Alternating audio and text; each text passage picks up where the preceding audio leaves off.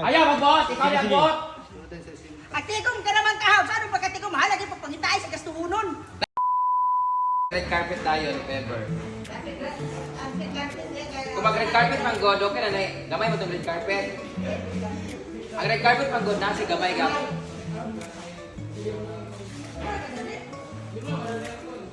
So, ito na siya ang ating itsura. Yan. Dito. Likod pala to. So, tapos na siya guys. I-double lang siya pag pintura. Dito naman tayo sa likod. Ito pala, tatanggalin namin to dito.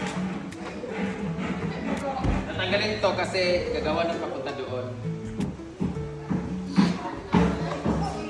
Dili kasi ito.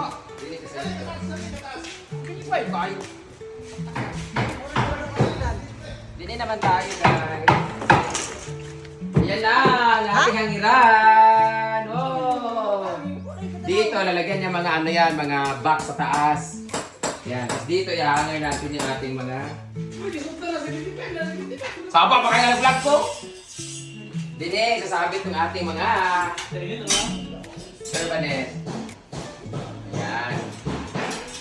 Tapos dito yung mga sapatos, yung boots ko. Ayan, makikita niyo yung boots. Nandyan yung boots. Sinukat kasi nila yan. Yan.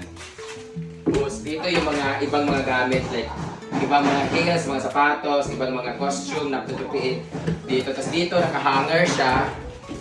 Hindi, dili na ni sa kwanon. Wala na division diri. Hanger naman siya, no?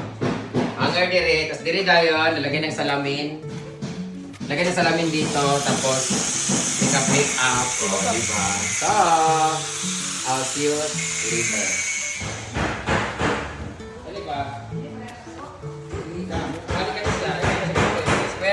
Ang ilalim, paano siya ba? Padaya mo, dinani gamay na sa dani. Ang murag anak katapos. Kaya may ibutang itong murag. Itong foam bitaw. Mura to sugdan na to. Oo, ingato sa katapo. Square dia, ibutang dia. Dito mo sa bulak. Ay, ingani kayo. Dali matumba.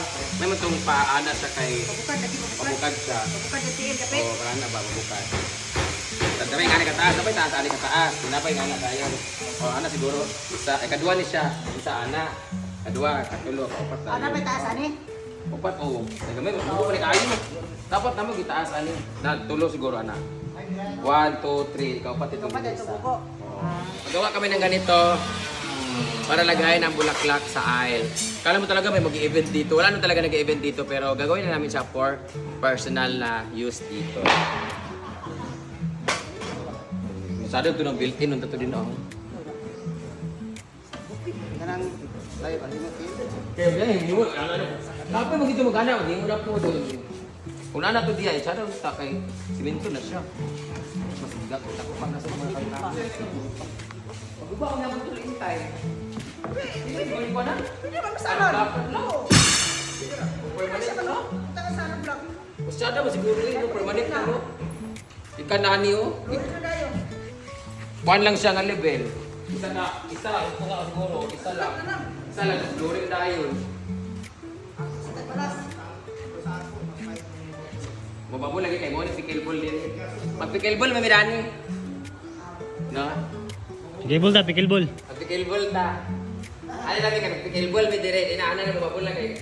At kani magamit mo din sa ilang mga parlor games. Mag pickleball mi dili guys.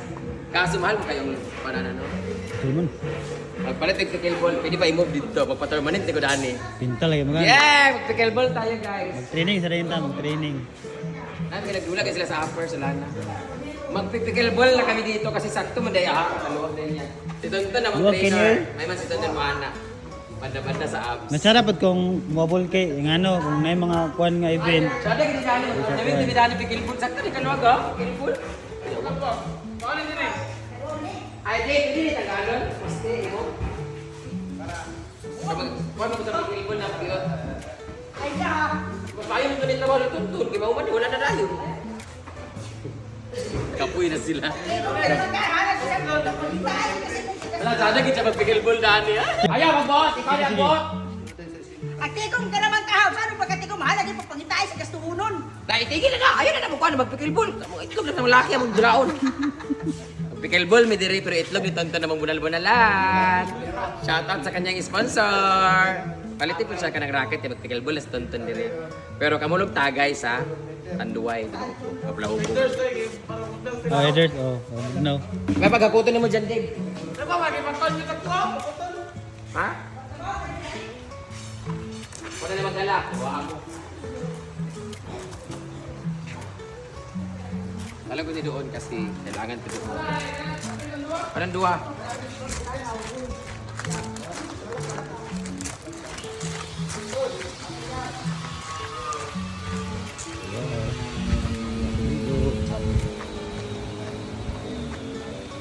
Ay, nag-pickleball na ta! Tado na ito!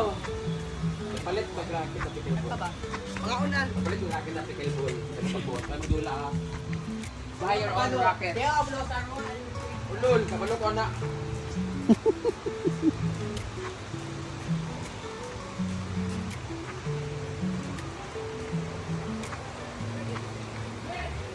Hoy, mag-pickleball na ta!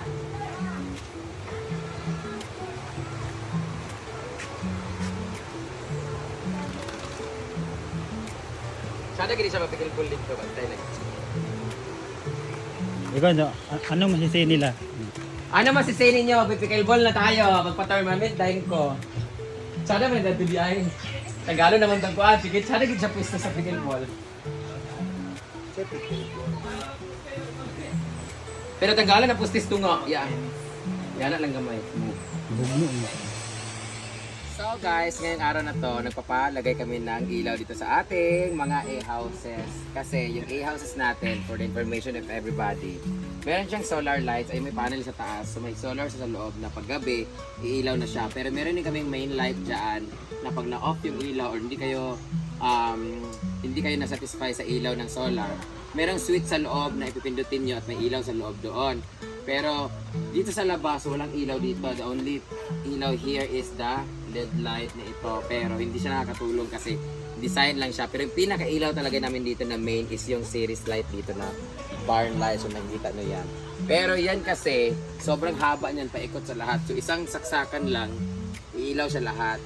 Tapos, maganda siya pag weekends like Friday, Saturday kasi puno kami dito sa A-houses. So lahat, magbe-benefits lahat dito yung mga guests. But, pag weekdays siya guys, is merong isa or dalawang A-house lang na guest ang naka-rent dito. I-on namin to. Sayang kasi yung ilaw kasi, sayang yung kuryente kasi lahat kailangan i-on namin. Kasi isa lang kasi yung saksakan. So, we came up to idea na sa isang A-house, merong isang switch na ilaw. So, meron na kaming ilaw dito, bawat A-house. So, halimbawa, the rest of the A-houses ay walang guest. Dito lang ang meron. So, meron silang switch dito para mag-ilaw. Kasi nga, madilim nga dito pag hindi namin inon yung labas na area. So, for privacy na on mo na ilaw. So, meron tayong sariling ilaw dito.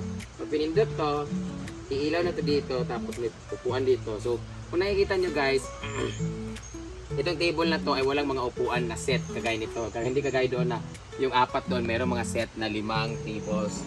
So nakaset kasi yan siya kaso in-scam kami noong gumagawa dito. So hindi na siya nag-deliver dito, naka-fully paid na ako, nakapag-advance na siya. Hindi niya deliver yung mga order ko ng mga pots at yung mga upuan nito. Buti na lang meron siyang lamesa na nalagay na deliver niya lahat. So hindi na niya deliver yung upuan. So meron tayong mga upuan dito. Unlimited to. Basta marami kayo dito. Pag naghiram kayo, pwedeng kunin yung mga upuan sa gilid-gilid. But this is 500 pesos sa gabi, 300 pag-araw. Dalawa po yung pwede kasi double size po yung higaan namin. Tapos, kung gusto niyo pong magdagdag ng ibang tao, 100 pesos po per head pag overnight. Tapos, 50 ang lata pag araw, 50 or 70. Tapos, pwede na mag-avail ng full yon. So, ngayon, meron na tayong ilaw. So, sa mga pupunta dito, may sarili na kang ilaw dito pag madilim yung paligid. So, you can turn off the lights na lang siguro pag matulog kayo or kung ayaw nyo na matulog na walang ilaw, i-on nyo lang to para at least nakasave kami kasi isang ilaw lang yung umiilaw unlike yung magdamag yung ilaw namin sa buong paligid. So, that would be all. Abangan na lang natin mamayang gabi kung anong itsura nitong buong mas maganda. Suggest nga guys kasi napakaganda ng ilaw pag yung bawat isa dito is may color yung so blue, pink, orange, ganun kasi may different color kami ng mga bulb eh. Pero ngayon ito white po to para maliwanag kasi iba dito kakain, ganyan. Pero parang feeling ko mas maganda pag pag nag-on yung ilaw, magiging ganyan to may kulay na. Yun, mamaya makikita natin kung anong itsura ng ilaw pag, or nag-i-house pag na ilawan na siya. So, that would be all. Thank you so much.